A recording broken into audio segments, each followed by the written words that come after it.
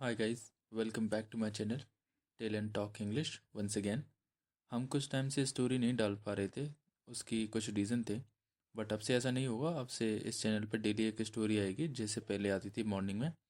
और इस चैनल में अब कुछ नई चीज़ें भी इम्प्लीमेंट मैं करने की सोच रहा हूँ, जिसमें मैं ग्रामर से रिलेटेड कुछ चीज़ें टॉपिक कराया करूँगा, जिसमें कभी सेंटेंस, कभी वर्ब्स, कभी प्रीपोजिशन लाइक दिस।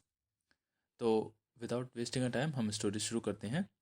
तो आज की जो स्टोरी है वो है the rabbit and the tortoise, खरगोश और कछुआ। आई होप कि ये स्टोरी आपने पहले सुन रखी होगी। ये एक कछुआ और खरगोश की स्टोरी है। आज हम इस स्टोरी को इंग्लिश टू हिंदी में ट्रांसलेट करके दोबारा से पढ़ेंगे। ओके, सो स्टोरी स्टार्ट करते हैं। वंस अपॉन अ टाइम, एक बार की बात है। जैसा मैंने आपको बताया था कि जब हम पास्ट में किसी चीज़ को बताते हैं, एक बार की बात बताते हैं, तो उसके लिए वंस लगाते हैं। Once upon a time there was a rabbit and a tortoise, यानी एक रैबिट होता है खरगोश, एंड और अ टर्टॉइज यानी एक कछुआ रहता था। दे वर गुड फ्रेंड्स, यानी वे बहुत अच्छे दोस्त थे।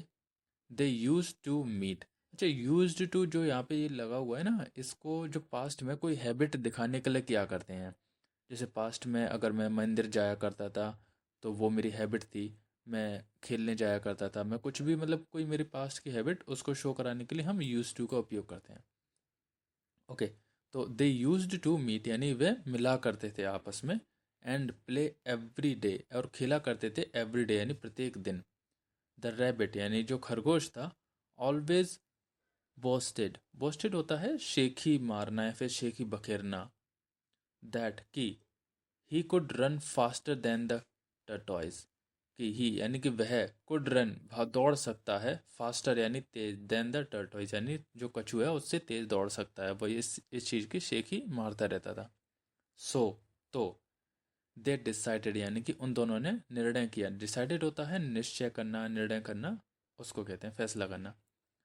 टू हैव अ रेस यानी एक रेस के लिए उन्होंने क्या डिसाइड किया कि चलो एक रेस करते हैं। They choose a starting and finishing point. They choose यानी उन्होंने चूज किया, चूज होता है चुनना। अ starting point and a finishing point, यानी कि उन्होंने क्या किया कि स्टार्टिंग और फिनिशिंग पॉइंट चुन लिए कि हम यहाँ से रेस स्टार्ट करेंगे और वहाँ पे अपनी रेस फिनिश करेंगे।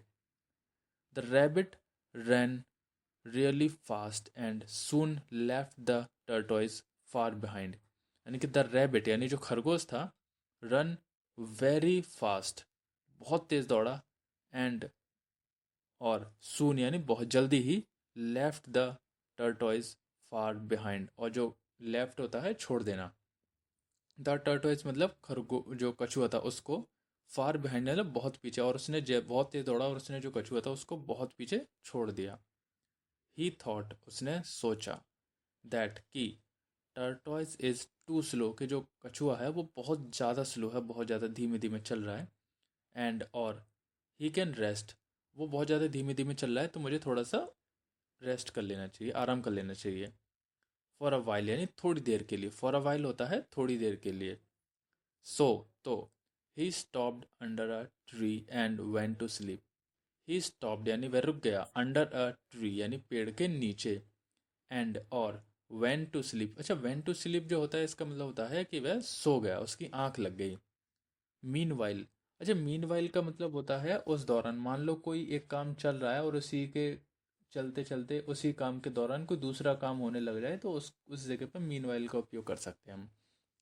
जैसे यहाँ पे जो खरगोश था वो सो रहा था, अब उसी के सोने के दौरान जो कछुआ था वो धीरे धीरे चल के आगे निकल गया। तो मीन वाइल यानी इसी दौरान, tortoise capped walking, sorry, tortoise capped walking, हाँ।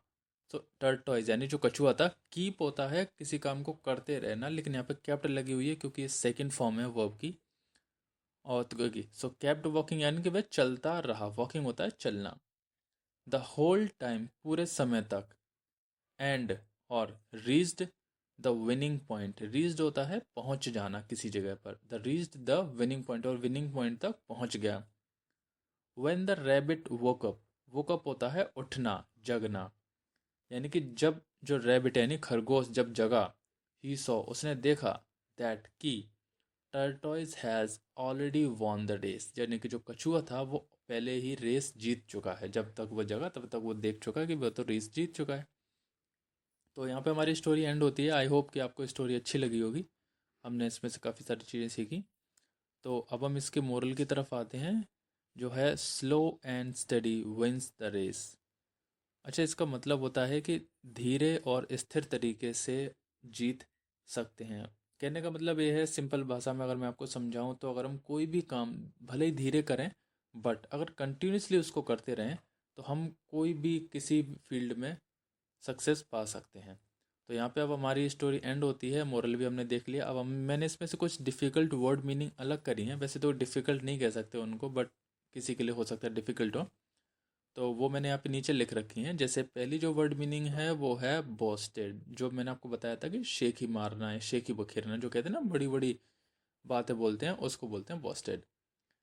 सेकंड वर्ड मीनिंग है हमारी डिसाइडेड। डिसाइडेड का होता है निर्णय किया। तीसरी है फिनिशिंग, यानी कि समाप्ति।